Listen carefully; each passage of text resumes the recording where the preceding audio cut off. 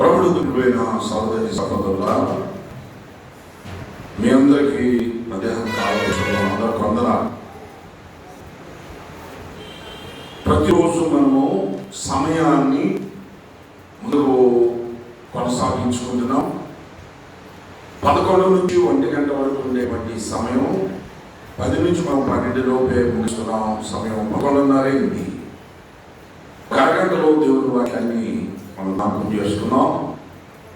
ధారావాహిక పాఠాలు, ఇవన్నీ ధారావాహిక పాఠాలు అంటే సీరియల్స్ మెసేజ్ అన్నమాట. షార్ట్ మెసేజ్ అంటారు చూసారా, అట్లాగా ఈ వారం కొంచెం, వచ్చే వారం కొంచెం, అలాగా ఎన్ని వారాలు వస్తే అన్ని వారాల్లో ఈ వాక్యాన్ని మనం ధ్యానిద్దాం. యెషయా 52వ అధ్యాయము. బైబిల్ ఉన్న ప్రతి ఒక్కరూ తీయండి. యెషయా 52వ అధ్యాయము మొదటి 2 వచనాన్ని చదువుకుందాం. నేను చదువుతున్నాను, అందరూ బైబిల్ తీయండి. సియోను లెమ్ము లెమ్ము, నీ బలము ధరించుకొను, పరిశుద్ధ పట్టణమైన యెరూషలేమా, నీ సొంత వస్త్రములను ధరించుకొను. ఇక మీదట సున్నతి పొందని వాడు కలయును, అపవిత్రుడు కలయును నీ లోపలికి రాడు. ప్రభుత్వమైన సహోదరి సహోదరులారా, చదవబడినటువంటి వాక్య భాగము దేవుని యెహోవా ప్రవక్త యెషయా గారి ద్వారా మాట్లాడుతున్నాడు. ఆ దినాల్లో ఉన్నటువంటి ప్రజలకి ఈ మాటలు వారిని ఉత్తేజపరచడానికి, వారి స్థితిని మార్చడానికి, ప్రభు వైపు వారి మనస్సు తిప్పుకోవడానికి, వారు ఉన్నటువంటి ఆ ప్రదేశం విడిచిపెట్టమని, పరిస్థితులను సరి చేసుకోమని దేవుడు తన ప్రజలతో మాట్లాడుతూ ఉన్నాడు. మొదటి మాట ఏంటంటే సియోను అంటున్నాడు. సియోను టైం వచ్చిందో 51వ అధ్యాయంలో 17వ వచనంలో చూడండి. యెరూషలేమా లెమ్ము లెమ్ము, 51:17 లేదేమో, యెషయాతో చెప్తున్నాడు. యెరూషలేమా లెమ్ము లెమ్ము అన్నాడు. 52వ అధ్యాయంలో అంటున్నాడు సియోను లెమ్ము లెమ్ము. ఇక్కడ యెరూషలేము సియోను రెండు కనబడుతున్నాయి. ఇవి రెండు కూడా పట్టణాలు. యెరూషలేము పట్టణం, సియోను పట్టణం. ఈ రెండు పేరుతో యెరూషలేము కుమార్తెలు, సియోను కుమార్తెలు అని కూడా దేవుడు పిలుస్తూ వచ్చాడు. బైబిల్ గ్రంథంలో 10 పట్టణాలను గురించి, 10 కుమార్తెలను గురించి మాట్లాడిన సందర్భాలు మనం చూస్తాం. అందులో 4 ప్రాముఖ్యమైనటువంటి ముఖ్యమైన 4. బబులోను కుమార్తెలు, బబులోను దేశము, లోకస్తులకి సాదృశ్యం, పాపములు శాపములు ఇష్టానుసారంగా బ్రతుకుతున్నటువంటి వారికి బబులోను సాదృశ్యముగా ఉన్నది. యెరూషలేము నామకార్థ క్రైస్తవ జీవితానికి సాదృశ్యం. యెరూషలేము కుమార్తెలు నామకార్థ క్రైస్తవ జీవితానికి సాదృశ్యం. సియోను కుమార్తెలు లేక సియోను పట్టణం ప్రభువు కొరకు ప్రత్యేకించబడిన వారు, ప్రభువునందు విశ్వాసం ఉంచిన వారు, ప్రభు కొరకు బ్రతుకుతున్నటువంటి వారికి సాదృశ్యం. యోధా కుమార్తెలు, యోధా పట్టణము ప్రభు కొరకు ఇక పరిశుద్ధులుగా బ్రతుకుతున్నటువంటి వారు, హతసాక్షులుగా మారుతున్నటువంటి వారు, లోకముతో పాపముతో శాపముతో మాకు పని లేదని ప్రభు కొరకు దీక్షిస్తూ బ్రతుకుతున్నటువంటి వారికి సాదృశ్యంగా ఉన్నది. ఈ సమయంలో చదువుకున్నటువంటి మాటలో దేవుడు ఇద్దరిని ప్రేరేపిస్తూ ఉన్నాడు. నువ్వు స్థితిని మార్చుకోమంటున్నాడు. నీ స్థితిగతులను మార్చగలిగినటువంటి దేవుడు పిలుపు నిర్లక్ష్యం చేస్తున్నటువంటి వాళ్ళు దేవుడు అంటున్నాడు, యెరూషలేమా లెమ్ము లెమ్ము, సియోను లెమ్ము లెమ్ము. లే అని ఎవరంటాం మనం?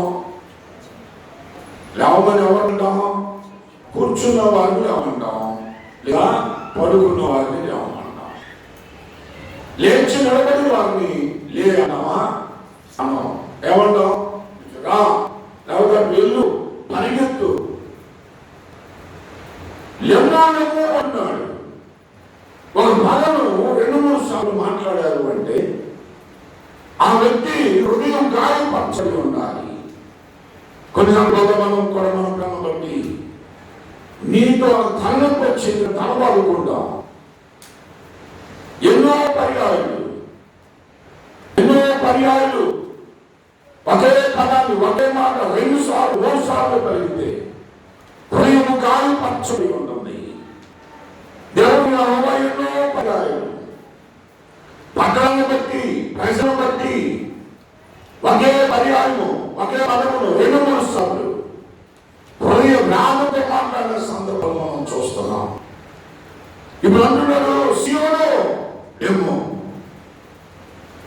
కొరకు విశ్వాసం కలిగిన వారు, రక్షింపబడిన వారు, ప్రభు రక్తం చేత కనబడినటువంటి వారు, దేవుని పిల్లలు పేరు పెట్టబడిన వారు, నా పేరు పెట్టబడిన నా జనుడు అన్నాడు. దేవుని పేరు పెట్టబడిన వారు, ఆయన ప్రజలంగా ఉన్నటువంటి వారు. ఇది నన్ను ఎక్కడ ఉన్నారు అంటే నిర్జీవమైనటువంటి స్థితిలో ఉన్నారు. నామకాత్మను చూడలో జీవిస్తున్నారు. ఇష్టమైనప్పుడు మాత్రమే మందిరాలు వెళ్ళడం. ఇప్పుడు లైవ్లు ఎక్కువ పెడుతున్నా, యూట్యూబ్ లైవ్లు ఎక్కువ పెడుతున్నా.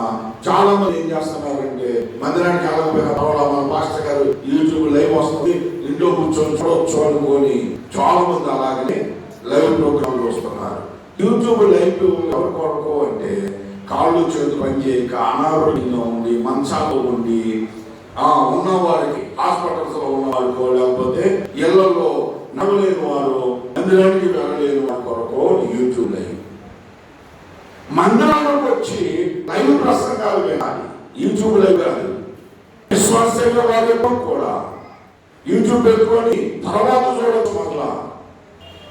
మనలోకి రాలని ఆ వాక్యం ఎక్కడైనా లోపం కనపడదంటే పెట్టి చూడవచ్చు, సెర్చ్ చేయవచ్చు. ఆ వాక్యం ఇంత మాట్లాడింది అంటే మనం వినవచ్చు. అంతే తప్ప యూట్యూబ్ చూస్తూ మందిరానికి రాకుండా ఎవరో కూర్చోవడం విశ్వాసం చేస్తే పెద్ద తప్పని. పొరపాటు అలా చేయకూడదు. లేదో అంటున్నా నామకపు జీవితాన్ని విడిచిపెట్టి నామకపు బ్రతుకును మార్చుకొని నిత్యమైన స్థితిలో ఉన్న నీతో దేవుడు మాట్లాడుతూ ఉన్నాడు. యెరూషలేమా, నువ్వు నామకపు జీవితాన్ని జీవిస్తున్నావే, నీ పరిస్థితులు మార్చుకో, నీ స్థితిగతులను మార్చుకో.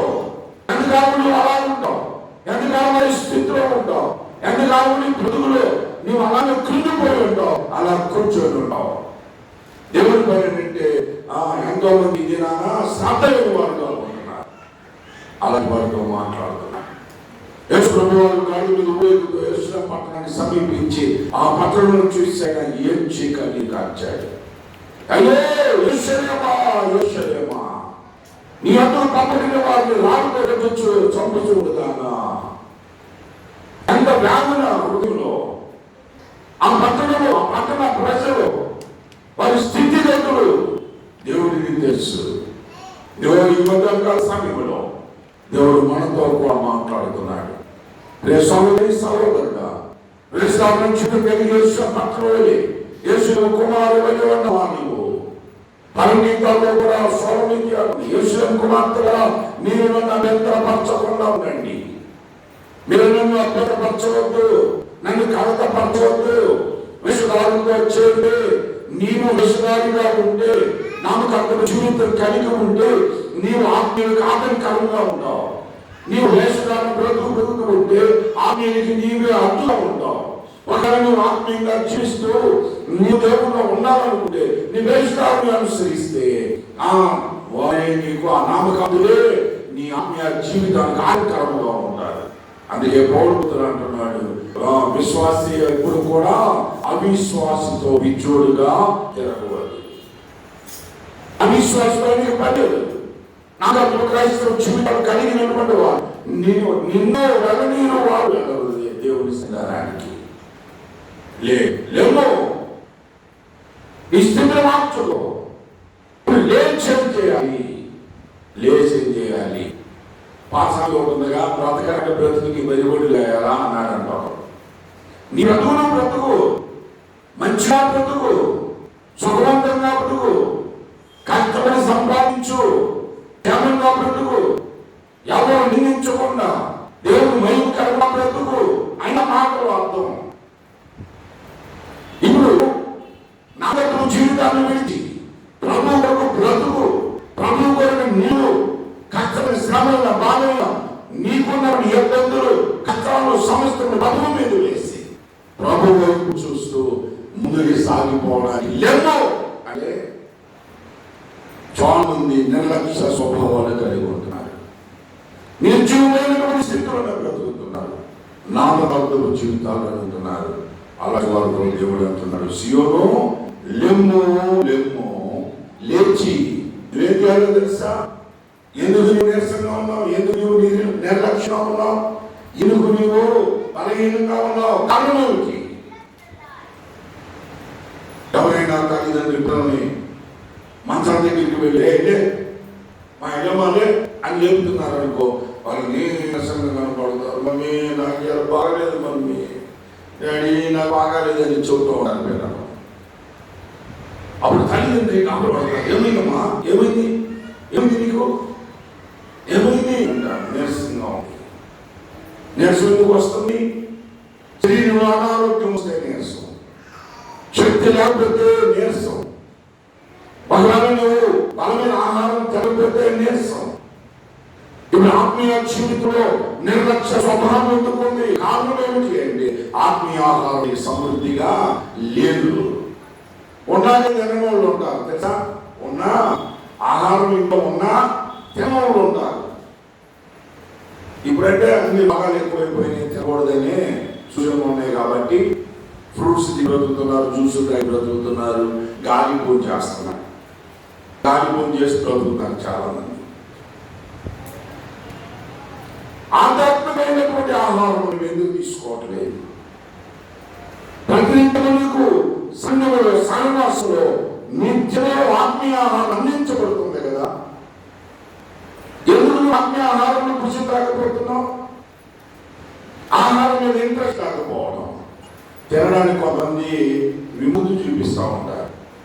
ఆ పుత్రుల్లో దొరికే ఆ పొట్లాలన్నీ తెచ్చుకుంటారు. ఇద్దరు పిల్లలు నా దగ్గర తీసుకొచ్చి ప్రార్థన చేయమంటున్నారు. ఏమైందమ్మా అంటే, అన్నయ్య ఈ అమ్మాయికి వాంతి అవుతుంది అన్నయ్య, హాస్పిటల్కి తీసుకెళ్తే కడుపులో ఇన్ఫెక్షన్ వచ్చింది అంటున్నారు అన్న. ఎందుకు? పొట్లాలు బాగా తింటున్నా అన్న. ఏ పొట్లాలు? పాన్పాట్లు కాదులే, కుడిపోయే పొట్లాలు అవి అమ్ముతారు కదా చెప్పడానికి, అవి తింటున్నారు. అన్నం తింటారా? పై వస్తువులు తింటే, పై పదార్థాలు తింటే ఆహారం తినలేరు, సహజమైన తినలేరు. కనుక వీళ్ళు ఇన్ఫెక్షన్ గురైపోయారు. కల్తీ ఆహారం తిని ఇన్ఫెక్షన్ గురైపోయింది. ఇప్పుడు బలమైన ఆహారం ఇంట్లో నీకు సహజమైన ఆహారం వండినని తినవు. ఆత్మీయ జీవితాల్లో కూడా ఇలాగనే ఉన్నారు. ఆత్మీయ జీవితాల్లో కూడా విశ్వాసాలుగా ఉన్నారు. సంఘంలో సేవకులు పెడుతున్నటువంటి ఆత్మీయ ఆహారం బలమైన వాక్యమైన ఆహారం పూజించలేకపోతున్నారు. కారణం ఏంటంటే వీళ్ళు యూట్యూబ్లో వచ్చే రీల్స్ చూడటం ఎక్కువైపోయింది. షార్ట్ మెసేజ్లు అంట. షార్ట్ మెసేజ్లో ఎవరో ఒక పాస్టర్ గారు చెబుతాడు, మొత్తం గంటసేపు చెప్పిన ప్రసంగం పెట్టందులో క్లిప్పింగ్స్ పెడతారు వచ్చేసండి. ఆ చిన్న చిన్న క్లిప్పింగ్స్ వీళ్ళకి బాగా ఇంట్రెస్ట్ వచ్చేది, దానికి అలవాటు పోతారు. వాక్యం లేదు. ఇంతసేపు వాక్యం ఎందుకండి? ఆ పాస్టర్ గారు కూడా 5 నిమిషాలు చెప్పేశారు. 5 నిమిషాలు వెళ్ళే పెట్టింది కదా. దానికి ముందు దాని తర్వాత చాలా ఉన్నాయి. బెటర్ పూర్తిగా వాక్యమైన ఆహారం భుజించు. నీ జీవితం మార్చగలిగింది, నీ ప్రభువు మార్చగలిగింది వాక్యము. వాక్యమైన జీవితం చాలా ఉపయోగకరమైంది. చాలా మంది పాట పాడతారు, నీ వాక్యమే నన్ను బ్రతికించేదని. అంతా ఉంటే వాక్యం ఎక్కడ ఉంటుంది? ఇంట్లో వెళ్తుంటే డోర్ ఉంటుంది, తలుపు తీసే ఫ్రిడ్జ్ కొడుతుంది, లోపలికి నీరు వస్తుంది. ఆ తర్వాత కొంతమంది ఈ బెడ్రూమ్లో మంచాన్ని కూడా అంటించారు.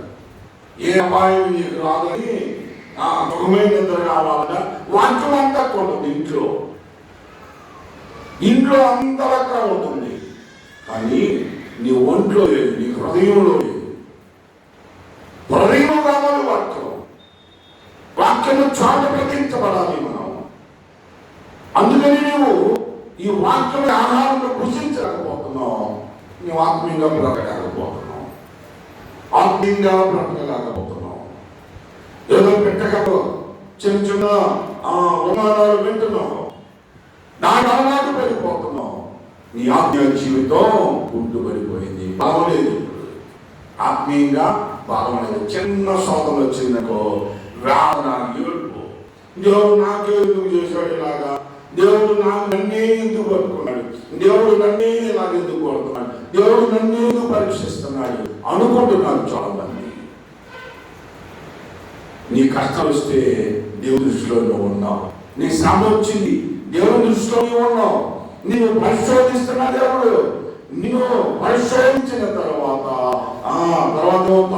స్వచ్ఛమైన స్వచ్ఛమైన విశ్వాసిగా శోధింపబడిన తర్వాత శుద్ధమైన సువర్ణంలోనే మార్చబడడానికి.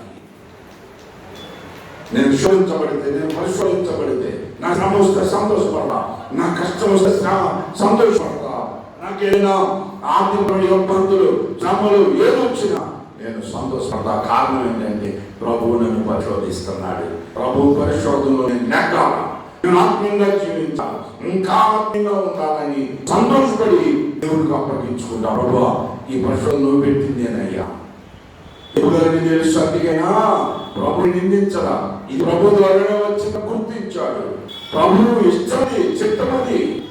లోకంలో బాధ లేకపోతే, ఆత్మీయంగా నీవు క్షీణించిపోతే, ఆత్మీయ ఆహార వాక్యములు భుజించకపోతే నువ్వు శ్రమను తట్టుకోలేవు, పరిశోధన తట్టుకోలేవు. అందుకని దేవుడున్నాడు ప్రవక్త ద్వారా, లెమ్మో నీ బలమును ధరించుకో. ఏం ధరించుకోవాలి, ఏం ధరించాలి? ఇప్పుడు వేసవి కాలం కనుక ఉదయం ఒక డ్రెస్సు, మధ్యాహ్నం ఒక డ్రెస్సు, సాయంత్రం ఒక డ్రెస్సు, రాత్రి ఒక డ్రెస్సు, ఇలాగా ఏవో ధరిస్తూ ఉంటారు. ఏమిటయ్యే ఈ మధ్యకాలంలో ఒక ఆయన, నా వయసు ఉండొచ్చు, లేకపోతే నాకు కొంచెం నాకై కూడా ఇంకొంచెం పెద్దోడు ఉండొచ్చు, మొన్నటిదాకా మోకాళ్ళ కింద ఉండే షాట్ వేశాడు. ఇప్పుడు వేసవి కాలం ఆ షాట్ కాస్త పైకి వెక్కపోయింది. వేసవి కాలం వచ్చేసిందని ఏంటంటే పాస్టర్ గారు అంటే, లేదు పాస్టర్ గారు బాగా చెమట పోస్తుంది, అందుకంటే మోకాళ్ళ కింద అసలు షాట్ ఇమే ఒక సావుకుడిగా అందరి ముందు తిరగడం బాగోదని. మర్యాదగా మనం దేహాన్ని కప్పుకోవాలి, దేహం బహిరంగం చేసుకోవడం కాదు, మనం దేవుడికి అవమానంగా ఉండడం కాదు. అదేవిధంగా ఇది చాలా మంది మగాన్ని కప్పుకుంటున్నారు, వాళ్ళు అందరూ చూసుకొని తిరుగుతున్నారు. ఇది రోడ్డు మీద జరిగే అందలేండి, మాకు మాత్రం కనపడట్లా, మాసుగా కప్పుకుంటున్నారు. వీళ్ళెవరు ఎక్కడికి వెళ్తున్నారని తీయకూడదని, కానీ వాళ్ళంతా చూపించుకుంటూ వెళ్తున్నారు. ఆ భాషలు కూడా షర్ట్ వేసి, టీ షర్ట్ వేసి, ఆ షాట్ కూడా మోకాళ్ళ కింద ఉంది, పైకి జరిగి జరిగి జరిగి జరిగి వేసవకాలం మే నెల వచ్చేసి అసలు ఇంకా పైకి పోతుంది. మీరు ధరించుకుంటున్నారు. మనం ధరించుకోవాల్సిన వస్త్రముల మీద మన దృష్టి ఉంటుంది. చలికాలం వస్తే వరం డ్రెస్సు, వేసవకాలం వస్తే కరెంట్ డ్రెస్సు, ఇవన్నీ మనకు బాగా జ్ఞానకున్నాయి. కానీ కష్టాల్లో ధరించుకోవాల్సిన వాక్యం ఏంటి? నీ హృదయంలో నింపుకోవాల్సిన వాక్యం ఏంటి? నువ్వు పరిశోధించబడుతున్నప్పుడు పరిశోధించేవాడు దేవుడు అని దేవుడు నమ్మకం పెట్టి ఆ వాక్యం ద్వారా బ్రతుకుతున్నావా? పాపాంతరమే నీ వాక్యమే నన్ను బ్రతికించును, బాధలలో నెమ్మదినిచ్చును. భయంకరమైన పరిస్థితిలో వ్యక్తపరుస్తూ, బాధను వ్యక్తపరుస్తూ కుడిపోయి ఉంటున్నావా? నీతోనే మాట్లాడుతున్నాడు దేవుడు. ఎన్నో నువ్వు రక్షించబడ్డావు, క్రీస్తు కలగబడ్డావు, నీవు ప్రభు అంగీకరించిన తీర్మానం తీసుకున్నావు. సామాన్య బలమైన కలమైన కర్తమైన ఏది ఏమైనా సరే నేను ఆత్మీయంగా పడిపోవడం, వెనుక చూడడం, వెనుకంటే గురి యొక్క పరిగెడతానన్నావు. ప్రభు అన్నాడు కదా మీతో, 10 శ్రమ కలుగురు అంతవరకు నమ్మకంగా ఉండే వారికి ఎవరికి రీతి ఇస్తాను అన్నాడు. ఎంత మధ్యలో నీ నమ్మకాన్ని పోగొట్టుకుంటున్నావు, కారణం ఏంటంటే నీకు బలం లేదు. ఏ బలం? కడబలం ఉంది, కండబలం ఉంది. ఈ మధ్య కాలంలో ఒక ఆయనకి వాకింగ్ చూద్దామని వస్తే ఆయన చేతులు ఇక్కడ దాకా రోజుకొని వచ్చాడు. ఆయన ఎక్కడ మరిచాడు, టీ షర్ట్ మీద వచ్చాడు వాకింగ్ అవ్వడానికి. టీ షర్ట్ మీద బయట లేదు, ఒక గంటలో ఫోన్ తీసుకొని దాంట్లో చూసి వాకింగ్ చదువుతున్నాడు. అదేమంటే మళ్ళీ మాస్టర్ గారు ఇలా కూడా చాలా మంది ఉన్నారు. మనం దేవుని వాక్యమును నిండారుగా మనము భుజిస్తూ ఆనందీనము వాక్యం చేత మనం బ్రతుకుతుంటే మనం ఎప్పుడు కూడా ఆత్మీయంగా బలహీనులు కాము. దేవుని స్తోత్రం. బలవంతులము తగ్గింది. ఇప్పుడు ఆత్మీయంగా ఆధ్యాత్మికమైన స్థితిలో కిందిపోయావు, నీ బలను ధరించుకో. ఏమి ఆ బలము అంటే వాక్యం అనే ఆహారమును భుజించు. దేవుడు ప్రార్థన చేయి. ప్రభువా, నాకు వచ్చినటువంటి కష్టం, నాకు వచ్చినటువంటి పరిశోధనన్నింటిలో నన్ను నేను నీకు అప్పగించుకుంటున్నాను. నీ చిత్త ప్రకారం జరిగించి ఏదేమైనా సరే నేను నీ వరకే బ్రతుకుతా. అది దేవుడు అంటున్నాడు, లేవు నీ బలమును ధరించుకో. బలం ధరించుకోవాలి. ఎక్కడ ధరించుకోవాలి? 105 కీర్తనలో 4వ వచనం అంటున్నాడు. అక్కడ యెహోవా సన్నిధిలో చదవండి. 105 కీర్తన 4వ వచనం అంటున్నాడు, యెహోవాను వెతుకుడి, ఆయన బలము వెతుకుడి, ఆయన సన్నిధిలో నిత్యము వెతుకుడి. మనకు యెహోవాను వెతికి పట్టుకోవాలి. ఆయన సమీపంలో ఉండగా పట్టుకో. ఆయన దొరుకు కాలంలో పట్టుకో. ఎప్పుడు మనమంతా నిత్యము ప్రార్థన చేస్తూ ఉన్నా ఆయన మన సమీపానికి వచ్చే సమయం ఉంటుంది. ఆ సమయం వరకు మనం వేచి కనిపెట్టి ఆయన వచ్చినప్పుడు మనం పట్టుకోవాలి. ఈ మధ్య కాలంలో పాట పాడుతున్నారుగా, దావీదు కుమారుడా నన్ను దాచిపోకయ్యా. పాట బాగుందని పాడుతున్నారా, లేకపోతే దాని ఆత్మీయ భావం అర్థం చేసుకొని పాడుతున్నారా? ప్రభు నిన్ను దాటిపోయే సమయం రాకుంది. ఆయన అడుగులు చప్పుడు వినబడుతుండగా దాటిపోకుండా ఆయన పట్టుకో. ప్రభు నువ్వు నన్ను దీవిస్తే తప్ప నేను నిన్ను విడిచిపెట్టాను. యాకోబు గారు అడిగారు, నువ్వు నన్ను దీవిస్తేనే, నేను ఆశీర్వదిస్తేనే నేను విడిచిపెడతాను. ప్రభుని పట్టుకో. నీ బలాన్ని ధరించు. మన బలం ఎవరు? ఎవరంటే కొంతమంది చెబుతారు, మా ఆయన నాకు చాలా బలం అంటే, మా అమ్మ మా నాన్న మా ఆయన చాలా బలం అంటారు. ఎందుకు? మీ ఆయనకి బలం ఎందుకు? చెప్పడం మా సహోదరు ఆయన మాట నువ్వు చెప్పినట్టే ఖచ్చితంగా వింటాడు కాబట్టి ఆయనకి బలం మంచిది. కొంతమంది కొడుకులే బలం, నా కొడుకులే నాకు బలం అంటే అంటారు. కొంతమందికి వారికి ఉన్నటువంటి ధనమే బలం, కొంతమందికి కుల బలం, కొంతమందికి ధన బలం, కొంతమందికి కండ బలం, కొంతమందికి తిండి బలం. ఈ బలం ఎన్నో ఉంటాయి. బైబిల్ చెబుతున్న బలం నీకు అవసరం. ఆ బలం పట్టుకో. ఎవరున్నాడుగా? యెహోవాను వెతుకుడి, ఆయన బలము వెతకండి. ఆయన బలం వెతుకు. పాట బలం, యెహోవా నా బలమా, యెహోవాయైన నీ మార్గం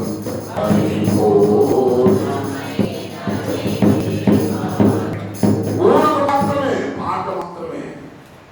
నీవే నా బలం, నీవే నా ఆధారం అని పాట మాత్రమే కాదు.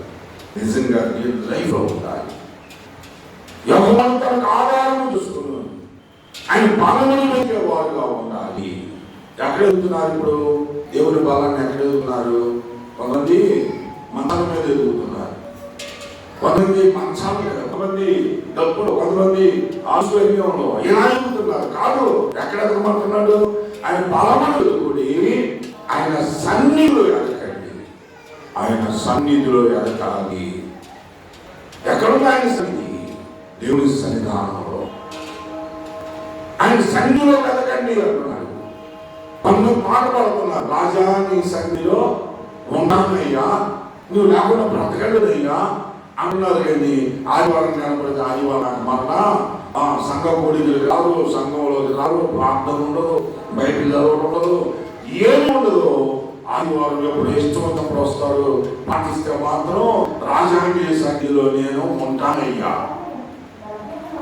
ఎప్పుడు ఉంటానంట. పాట మాత్రమే, పాట వేరు, మాట వేరు, నీ తీర్మానం వేరు, నీ జీవించే జీవితం వేరు. దేవుని కొరకు తీర్మానించుకొని బ్రతకడం చాలా శ్రేష్టమైనటువంటి. దేవుని నామమును వెతుకు, ఎక్కడ కానీ ఆయన సన్నిధిలో వెతుకు, మందిరంలో వెతుకు. మరొకటి, ఆయన సన్నిధిని ఇంట్లో ఉండాలి. ఉదయం లేచి మోకరించి ప్రార్థన చేస్తూ ఉంటే మరిమరిచిపోవాలి ప్రార్థనలో. ఉదయం ఎక్కువ చోట లేచి ప్రార్థించే సన్నిధి, దేవుని సన్నిధిని ఇంట్లో ఉండాలి. సాయంకాలం, మధ్యాహ్నము నీ ఖాళీ దొరికిన ప్రతి సమయంలో దేవుని సంధానంలో బలమును వెతికే ఏ వ్యక్తి కూడా ఎప్పటికీ పడిపోడు, వెనుదిరిగి చూడరు, వెనుకంజ వేయరు. దేవుని స్తోత్రం.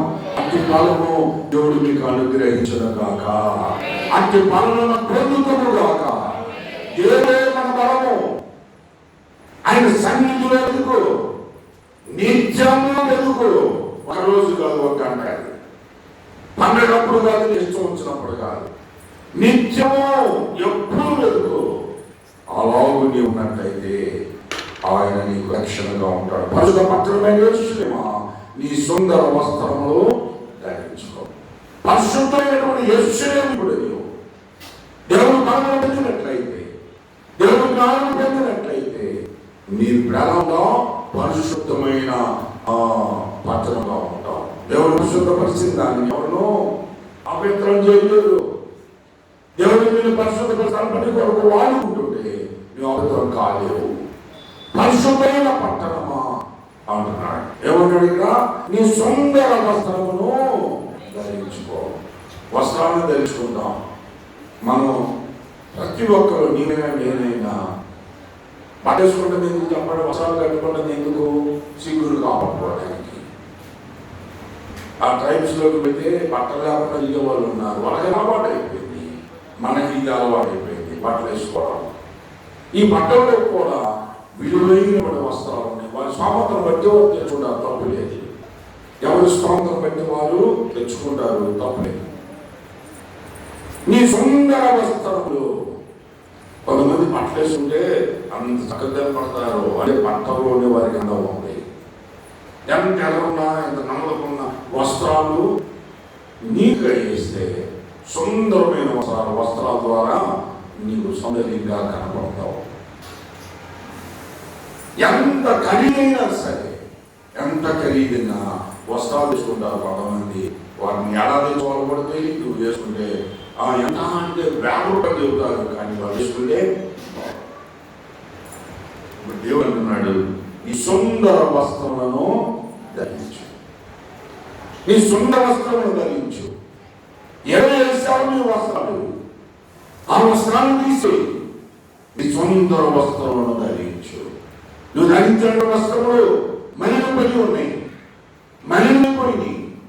ఆ వస్త్రములు తీసేసి ఇప్పుడు సుందర వస్త్రముని ధరించు. దేవుడు ఇచ్చాడు మనకి వస్త్రాన్ని. దేవుడు ఇచ్చాడు. రక్షణ వస్త్రం, ఉల్లాస వస్త్రం, నీతి వస్త్రం, మహిమ వస్త్రం, ఎలాంటి వస్త్రాలు ఎన్నో మనకి ఇచ్చాడు ప్రభు. నీ వేసిన వస్త్రం మలినమైపోయింది. పాపముల చేత, బలహీనతల చేత, లోక సంబంధమైనటువంటి ఆశల చేత నిరక్షణను పాడు చేసుకున్నాం. మనం పాడపడుకుంటూ ఉంటాం కదా ఇద్దరికి. మలిన వస్త్రము మార్చి వేయండి, మహిమ వస్త్రము ఆ ప్రభువు నీకిచ్చు. మలిన వస్త్రము మార్చి వేయండి, మహిమ వస్త్రము ఆ ప్రభువు నీకిచ్చు. హల్లెలూయా, హల్లెలూయా, హల్లెలూయా, హల్లెలూయా, హల్లెలూయా, హల్లెలూయా, హల్లెలూయా,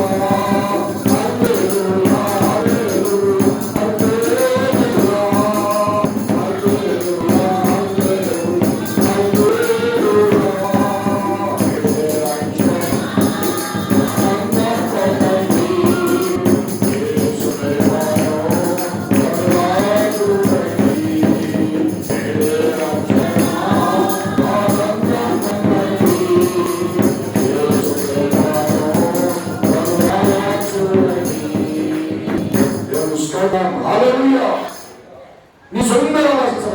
ధరించు అంటున్నాడు. సుందర వస్త్రమును ధరించుతాం, రక్షణ వస్త్రాన్ని ధరించాం, మహిమ వస్త్రాన్ని ధరించాం, పరిశుద్ధమైన వస్త్రమును కలిగి మనము ప్రభు దగ్గరికి వెళ్ళాలి. పెళ్లి వస్త్రం లేకుండా ఎవరినో ఆ వివాహపు బిందులోనికి వెళ్ళలేదు. నీతి క్రియలు, నీతిమంతుల క్రియలు మన వస్త్రములుగా మనకి ధరించుకుంటాం. శుద్ధ వస్త్రములు, ఆ సుందర వస్త్రములు ధరించాలి అంటున్నాడు. క్రింద వచ్చిన చదివిన ప్రార్థన చేస్తారు. ఇక మీదట సున్నతి పొందేవాడు ఒకడైనను అపవిత్రుడైనను నీ లోపలికి రాడు. ఇక మీదట యెరూషలేము పట్టణమా, జీవము పట్టణమా, నీవే ఒక పట్టణముగా దేవుని నివాస స్థానముగా ఉంటే ఎవరో ఇక మీదట అపవిత్రుడు ఎక్కడైనను నీలోకి రాడు అన్నాడు. సున్నతి లేనివాడు అపవిత్రుడు ఒక్కడైనా ఎందుకు రాడు అన్నాడు. నువ్వు పరిశుద్ధంగా ఉండి నీతి వస్త్రములు, పరిశుద్ధ వస్త్రములు, రక్షణ వస్త్రములతో నీవు ఉల్లసించి దేవుడు ఎదుగుతూ ఉంటే నీ లోపలికి, నీ లోపలికి, నీ మనస్సులోనికి, నీ హృదయంలోనికి, నీ జీవితంలోనికి సున్నతి లేని వాడు ఎవడనో రాడు. పరిశుద్ధత లేకుండా అపవిత్రత కలిగినటువంటి వాడు ఎవరు రాడు. సున్నతి లేని వాడు ఏమిటి సున్నతి అంటే? సున్నతి పరిశుద్ధతకు గుర్తు. ఇశ్రాయేలు ప్రజలకు దేవుడు ఎందుకు సున్నతి చేయించాడు అంటే వారు అపవిత్రులుగా ఉండకుండా ఉండాలి. మోషే గారు తర్వాత మాట్లాడుతున్నాడు. ఆయన మీరు ద్వితీయోపదేశ కాండం అంటున్నాడు. చూడండి, ద్వితీయోపదేశ కాండంలో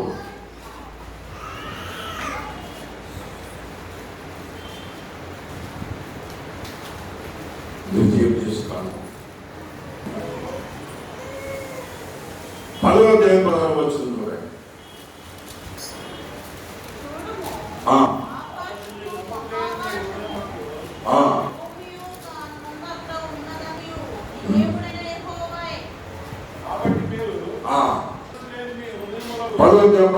అన్నాడు. కాబట్టి మీరు సున్నతి లేని మీ హృదయమునకు, సున్నతి లేని మీ హృదయమునకు సున్నతి చేయండి.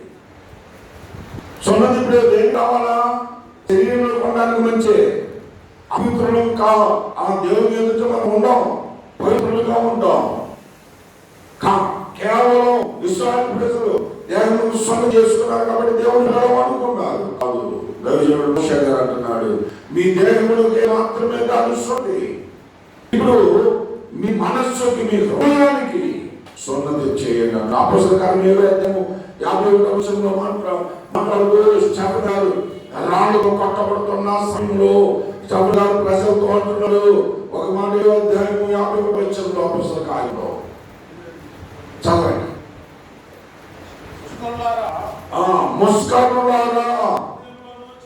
ముస్కరులారా అంటే మనుషుల ముందు మనుషులాగా, ఎవరి ముందు వారు మాట్లాడేవారు ముస్కరు, దుష్టముగా ఉంటారు. వారికి వారు వచ్చినప్పుడు వారికి అనుకోవాలంట, వీరు వస్తే పేదకు అనుకోవాలంట.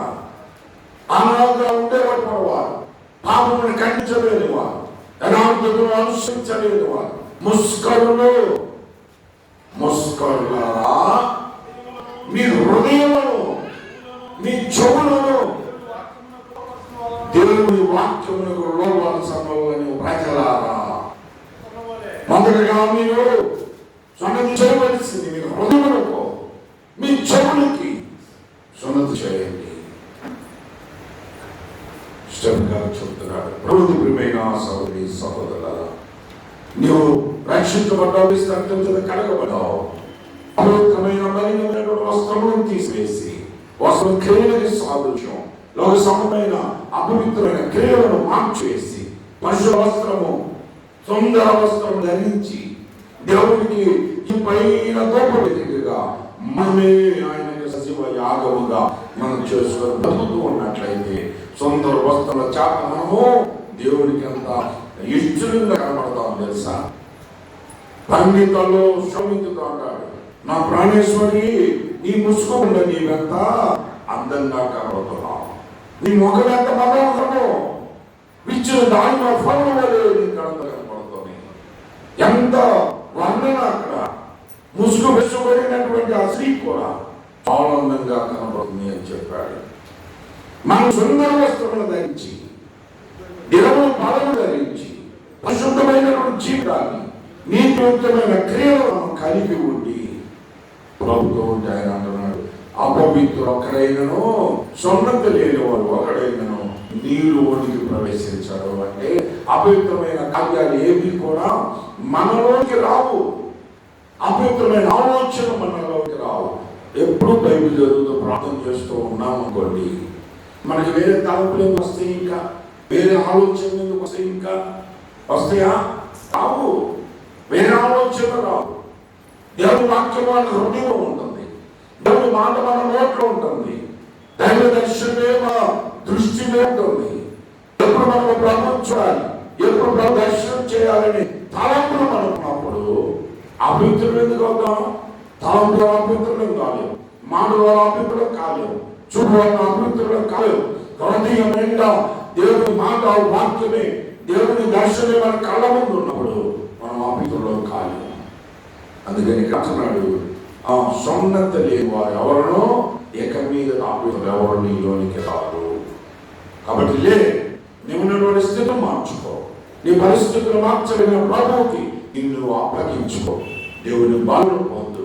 అలం ఎలా వస్తుందంటే ఖాళీ సమయం అంతా అర్థంగా కనుక పాటలు పాడుకుంటూ ఉండు, వాక్యం చదువుతూ ఉండు, ప్రార్థన చేస్తూ ఉండు, పరిశుద్ధుల సహవాసం ఉండు. దేవుడు నీకు మంచి ఆత్మీయ బలం ఇస్తాడు. దేవునితో ఏకీభవించుంటావు. దేవుడి మాట దీవించిన గాక. ఆమేన్. అందరూ లేచిన పడతామండి, అందరూ లేచిన పడదాం, అందరూ లేచిన పడదాం. చదువుకున్నాం. యేసు స్వామి నీకు నేను నా సమస్త నీతోను ఈ సన్నిధిలో వసించి ఆశతో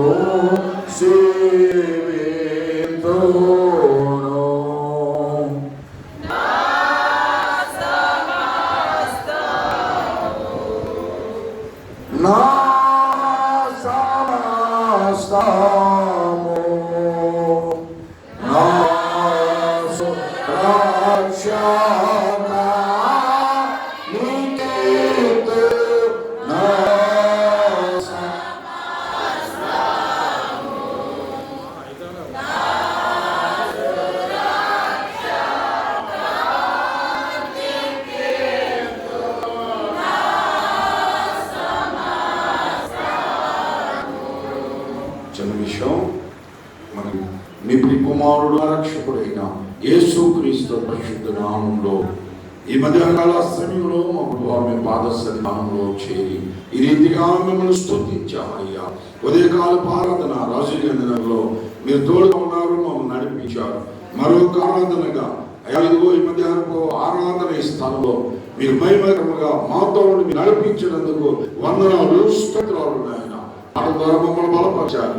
పాటల్లో ప్రతి పరమార్థాన్ని గ్రహిస్తూ మేము పాడి నిన్ను స్తుతించాము నాయన. రీతిగా నీ మాటల కొరకు ఎదురు చూస్తున్నటువంటి బిడ్డలందరినీ మీరు దర్శించిన విధానం బట్టి మీకు వందనాలు, స్తోత్రాలు అయ్యా. మీ పక్షాన్ని పరిచి మీరు మాట్లాడే మాటను బట్టి మీకు వందనాలు. ఆ మాటలు నాతో కూడా మాట్లాడారు. వాక్యం రెండంచులు కలిగిన ఖడ్గము వంటిది కనుక మా ప్రభువా ప్రతి ఆ వాక్యము మమ్మల్ని కూడా సరి చేస్తూ ఉన్నది. ఆ రీతిగా తండ్రి ఈ దినాన వాక్యం ద్వారా నాతో మాట్లాడావు. లెమ్ము లెమ్ము అంటున్నావు. యెరూషలేము పట్టణంలో యెరూషలేము కుమారుడు వేషధారణ జీవితాన్ని విడిచిపెట్టాము అయినా సీయోను కుమారుడు వలె నీ సన్నిధానము నీ కొరకు బ్రతుకుతూ ఉన్నాం. యువా కుమార్తెల వలె అయా మేము హతసాక్షులుగా మారుబడి కొరకు నూతన తీర్మానములో నీ కొరకు బ్రతుకున్నట్లు సహాయంగా చేయండి. వారి మీద ప్రతి ఒక్కరిని మీరు దర్శించండి. వాక్యానుసారంగా బ్రతుకున్నట్లుగా సహాయంగా చేయండి. ఈ వేసవి కాలం మీద తాపనులు ప్రతి ఒక్కరిని విడిపించండి. పసిపిల్లలు ఉన్నారు, వృద్ధులు ఉన్నారు, అనారోగ్యులు ఉన్నారు, యవనస్తులు ప్రతి ఒక్కరిని అయినా మీరు దీవించి ఆశీర్వదించి ప్రతి ఒక్కరి అనారోగ్యం నుండి విడిపించబడి స్వస్థపరి సంపూర్ణ ఆరోగ్యం దయచేయండి. మే నెల 16-17 తారీఖుల్లో పరిమిత వాడబడులకు సహాయంగా దయచేయండి. వచ్చినప్పుడు మీరు తోడుగా ఉన్నారు, తిరిగి వెళ్ళడేందుగా దుర్గములు వచ్చే ప్రకారం మీ కాపుదలని గురించి కృపలో బలపరచని మా ప్రభు రక్షకుడైన యేసు క్రీస్తు పరిశుద్ధ నామములో అడిగి వేడుకొంచున్నాము తండ్రి. ఆమేన్. పరలోకమందున్న మా తండ్రి, నీ నామము పరిశుద్ధపరచబడును గాక.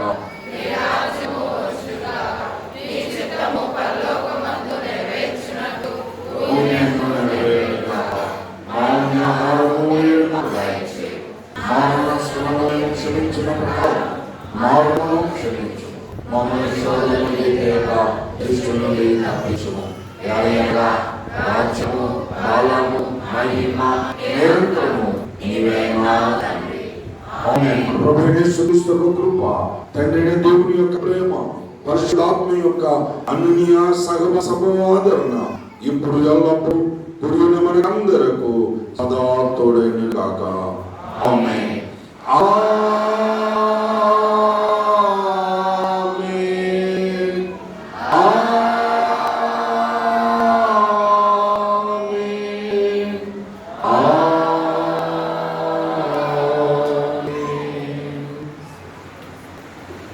వందనాలు.